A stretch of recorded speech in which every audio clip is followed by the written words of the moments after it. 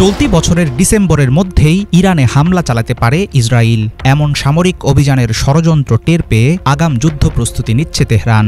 গত জুন মাসে সংঘাত দীর্ঘস্থায়ী হতে পারে এমনটা ভেবে ধীর গতিতে ক্ষেপণাস্ত্র হামলা চালিয়েছিল ইরান। তবে এবার আক্রান্ত হলে শুরু থেকেই তেল আবিবের উপর চরম আঘাত হানবে খামেনির দেশ। ইসরায়েলের সামরিক আধিপত্য গুড়িয়ে দিয়ে তাদের অজেয় মনোভাব ধসিয়ে দেয়াই হবে ইরানের মূল লক্ষ্য।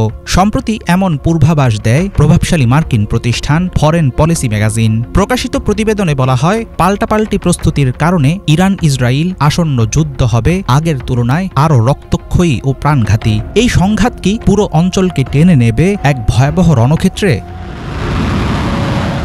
ইরানের পারমাণবিক স্থাপনা ধ্বংস করা ইসরায়েলের প্রথম দফা হামলার আসল উদ্দেশ্য ছিল না। এর পেছনে প্রকৃত টার্গেট ছিল মধ্যপ্রাচ্যে শক্তির ভারসাম্য পাল্টে দেওয়া, এমনটাই ধারণা বিশ্লেষকদের। এর পাশাপাশি যুদ্ধবাজ প্রধানমন্ত্রী বেনিয়ামিন নেতানিয়াহু চেয়েছিলেন যুক্তরাষ্ট্রকে সরাসরি যুদ্ধে টেনে আনতে।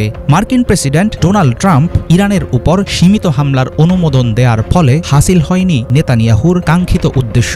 ইরানের পরমাণু অবকাঠামো ধ্বংস করতে গিয়ে ইসরায়েল নিজেই পড়ে যায় ভয়াবহ ক্ষয়ক্ষতির মুখে।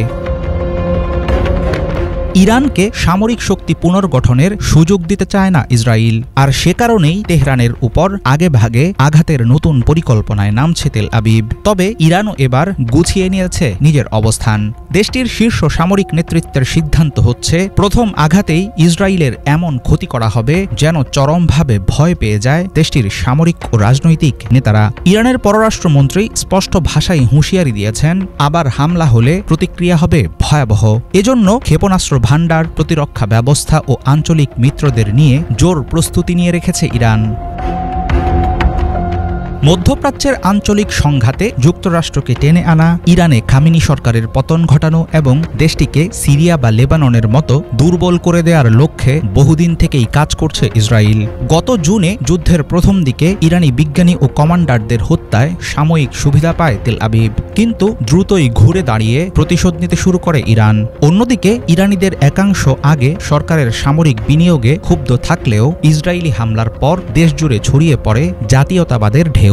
ফলে ইরান এখন আরও ঐক্যবদ্ধ। জুন মাসের সংঘাত চলাকালে যুক্তরাষ্ট্র ছিল ইসরায়েলের সবচেয়ে বড় ভরসা, কিন্তু ওয়াশিংটন যেসব উন্নত প্রতিরক্ষা ব্যবস্থা পাঠিয়েছিল তার 1/4 ব্যবহার হয়ে যায় মাত্র কয়েকদিনে। তখনই প্রমাণ হয় যুক্তরাষ্ট্রের পূর্ণ সহায়তা ছাড়া ইসরায়েলের একার পক্ষে ইরানকে ঠেকিয়ে রাখা সম্ভব নয়। মার্কিন প্রেসিডেন্ট ডোনাল্ড ট্রাম্প বরাবরই বলে এসেছেন, কোনো পূর্ণাঙ্গ যুদ্ধে জড়াতে চায় না তার দেশ। কিন্তু নেতানিয়াহুর পাতা ফাঁদে ট্রাম্প আরেকবার পা দেবেন কিনা সেটা এখনই বলা যাচ্ছে না। সেক্ষেত্রে ইসরায়েলের নতুন সামরিক পরিকল্পনায় ট্রাম্পের অনিশ্চিত ভূমিকা আগামী যুদ্ধকে করবে আরও জটিল। হাফিজুল ইসলাম, বাংলা ভিশন।